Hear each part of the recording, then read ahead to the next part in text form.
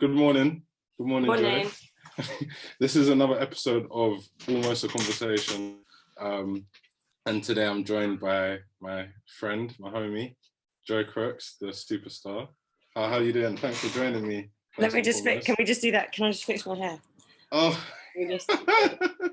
Sorry, just got to keep it all. Yeah, but you can take it off the back of your... Yeah, no, but it looks cute. That looks cute as well. Yeah? Fashion. Little scarf moment, actually. You know what? It's coming off. Hello. All right, should we do that again?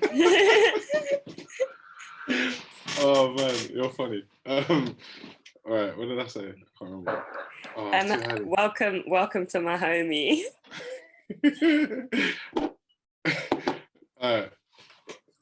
Hello, welcome to another episode of Almost a Conversation. Today I'm joined by big homie, my friend Joy Crooks. How's it going, Joy? Thanks for joining me. Not too bad. Hello, long time no speak, only yesterday. Yeah, called you about 12 hours ago. Yeah. It's early, man. It's early. How are you? I'm good. I'm happy that the sun is shining, and I hope this lasts for like another, 2 hours with each other. Yeah, hopefully, man. Firstly, I know I've said it to you privately, but I also want to say publicly, congratulations on everything that's going on, especially I don't even know what the latest achievement is for you. Maybe like the Beats advert or Abbey Road or probably those three. Yeah. Yeah. I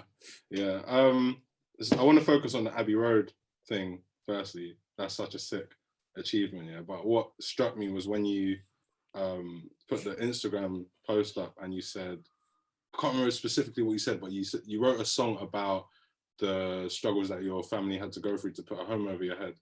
Yeah. What does home mean to you? Home is probably it's community, and it's the genuine essence of family, and that includes all of, can I swear? Yeah. That includes all the fuckeries of family as well. But I feel like, emphasis on the word struggle, like struggle isn't always just what people see as genuine struggle. I think it includes all the fuckeries, it includes all the arguments, it includes all the breakups and makeups. And I feel like home is that kind of beautiful mess that is genuine, and it's a community, and it's the place that you probably feel the most comfortable and the place that you feel the most yourself. Yeah. Home is to me. I was gonna ask, now you said that it's the place you feel most comfortable, yeah? You see, when you're in a place where there's no fuckeries and everything's just blessed, sometimes do you feel like, is this a bit too, where's the, you know what I mean? To be true.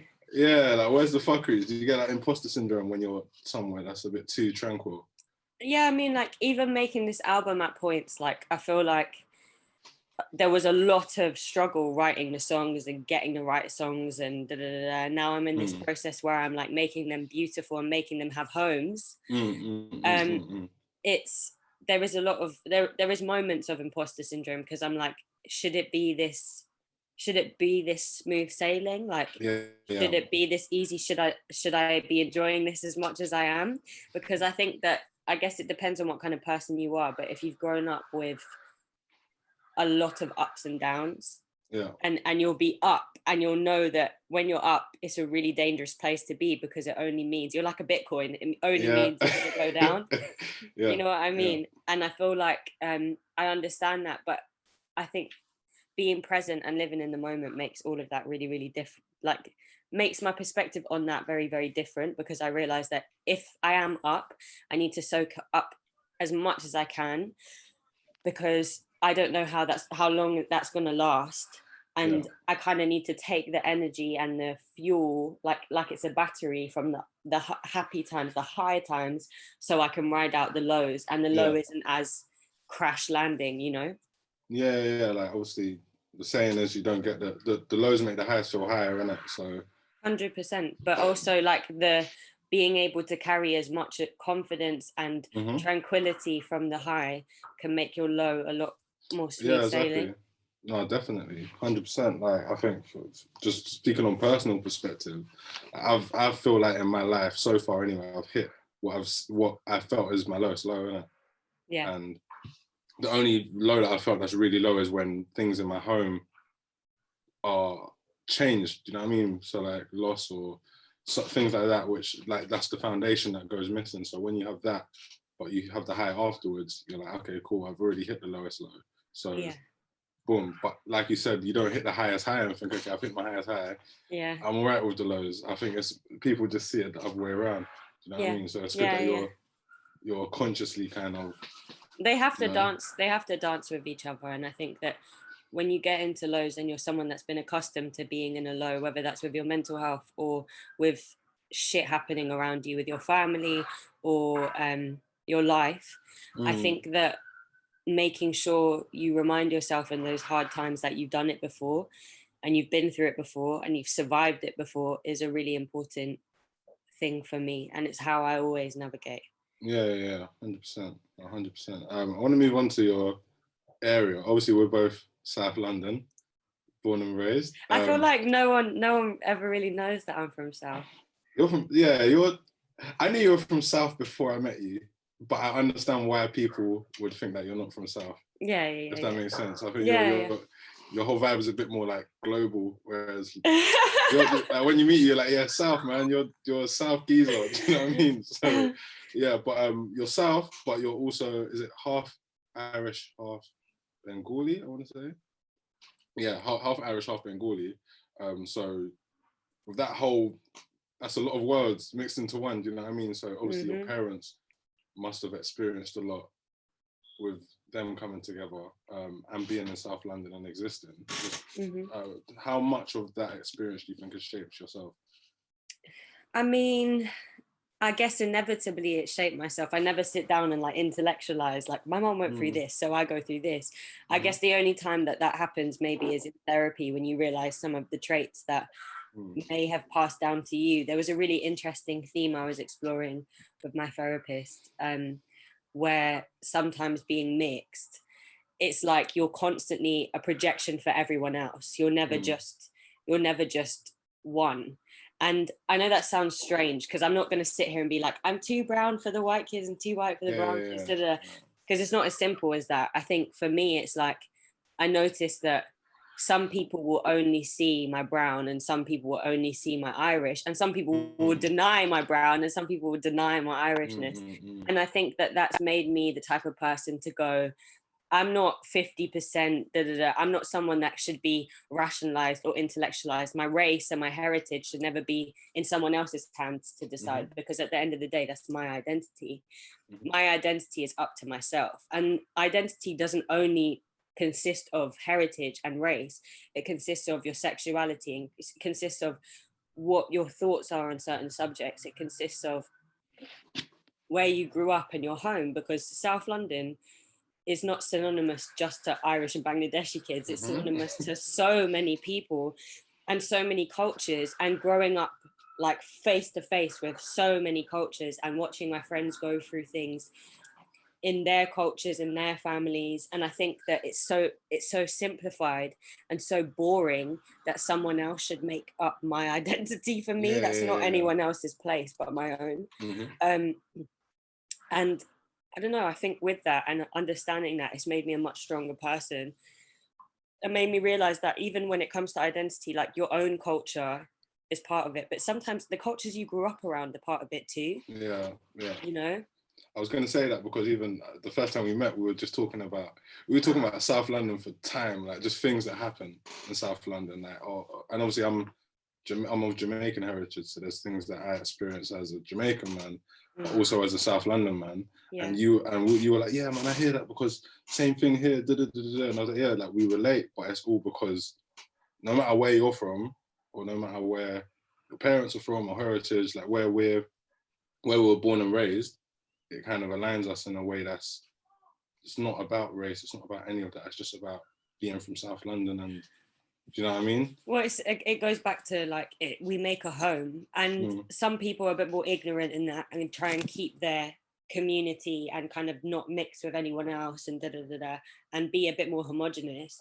But I feel like, you know, if I'm looking at my parents' past and who they grew up with, my mum only grew up with Ethiopian girls in Stockwell, and then my dad grew up with Irish people and Jamaican people in Brixton, because he moved to Brixton when he first moved here. So both my parents moved into Stockwell and Brixton, and I grew up in Elephant. My grandma still lives in Stockwell, and obviously Brixton is like a stomping ground if you're living in Stockwell. And of course, like, I would never ever deny the influence. 1 second. Not a good time, Mario. I would never. No, my friend. I would never deny the influence that the Caribbean diaspora have had on South London as well. And I think when I say it, you could, some people are ignorant and they don't want to see that. They see South London as their home because of X and just X. Their community, their way of life, but for me it's like an amalgamation of everything. It's the fact that there are so many subcultures and cultures that live beside each other, and that I've learned from. And I have, I've learned proverbs from African families, I've learned proverbs from Iraqi families, from Middle Eastern families that I've met in South. Like, it's such an amalgamation of heritage and culture. And seeing that in my parents too, as much as they're Irish and Bangladeshi, like, they both they're streetwise as hell. Yeah, come on. And I feel like they only, like, they learned that back home, but they learned that when they moved here too. And it's like a knowledge that you could never learn from a book. And it's how you carry yourself. And it isn't just looking over your shoulder all the time. It's how you carry yourself in meetings, in conversation. So it's just, there's so much home here. Yeah. And that I could never deny that. That's, you know what, you touched on a point I was just thinking about, because I spoke to someone the other day, and they said that when you're from South, you see everything. You see everything. So when you go out into the world, when you go out into business meetings or whoever, you can interact with a wider range of people just because you've seen so much growing up where we've grown up. Yeah. So, like, do you feel like, because I know you're someone that interacts with a lot of people, you have a big fan base and a very diverse fan base as well, and just a diverse contact. A lot of people love you, innit? Do you find it easier to maneuver around conversations and chat to people from different backgrounds because of where you're from and because of how you've been raised? Yes and no. I think that, like, as much as South really provides you with a very worldly view, I think a lot of people don't necessarily decide to see the world in South. And of course, like, us both growing up in South London, can't deny that here it was poor. People are from ethnic minorities. Some of our parents may have taken their unconscious bias into the family homes, and some parents wouldn't want you to mix with A, B, C, D, and actually you can have quite a closed life if you're from that kind of environment. So I think that as much as South does provide you with the world, it's whether you want to see it or not.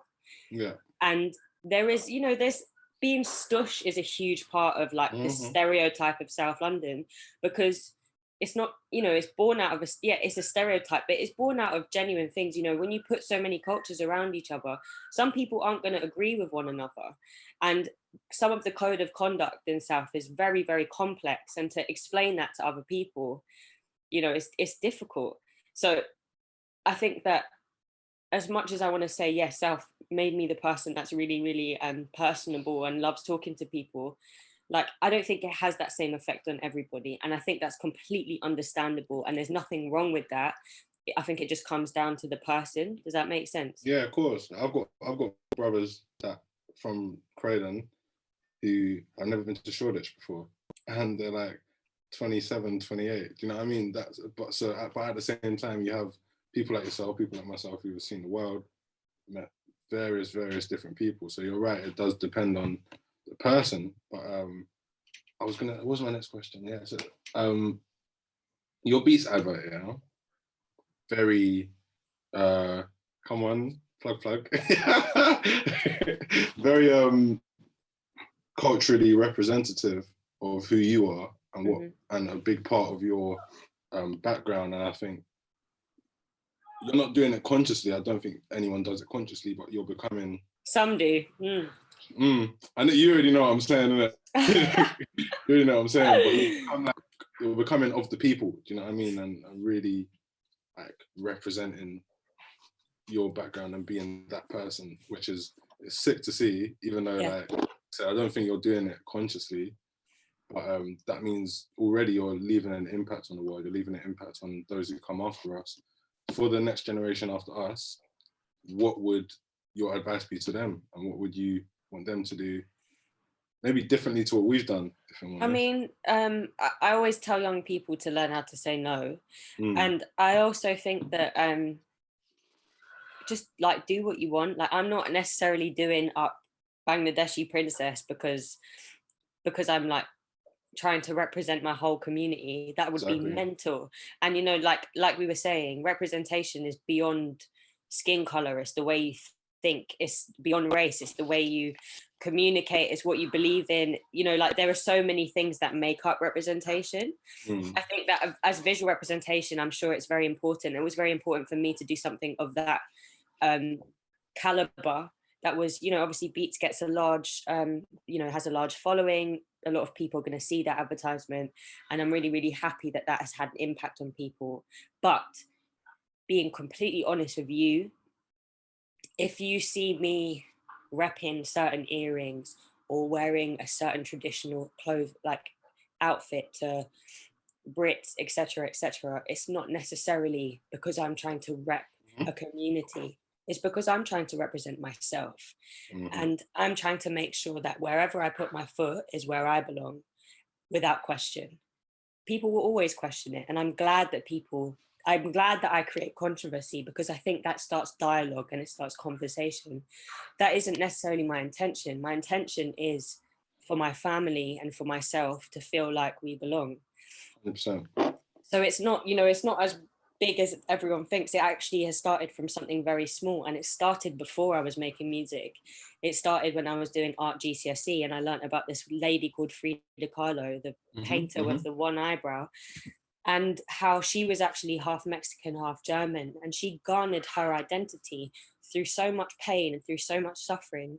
And I think the times that I've struggled the most mentally in my life have been my teenage years. And so for me to be able to have an output and express without even seeing music as the expression, but just how I dress, how I present myself, how I think and how I carry myself, it felt like I was learning how to represent me from back then. And now, obviously, because I'm a musician, those traits that were like fundamentally embedded into my personality are now seeping into my music and my, I guess, my brand as a musician. But it's not, you know, I'll be very honest with you, it comes from a very personal place, very personal place. That's real, man. I think you hit the nail on the head. I think I can relate to an extent, because like even the songs I put out, Black and Ready and Halos, they're not about anything other than myself. Do you know what I mean? But it's your own experience.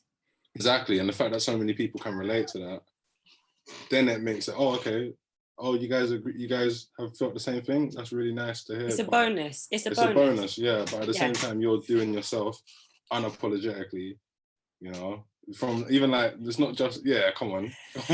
Even like from meeting you, do you know what I mean? It's not just for the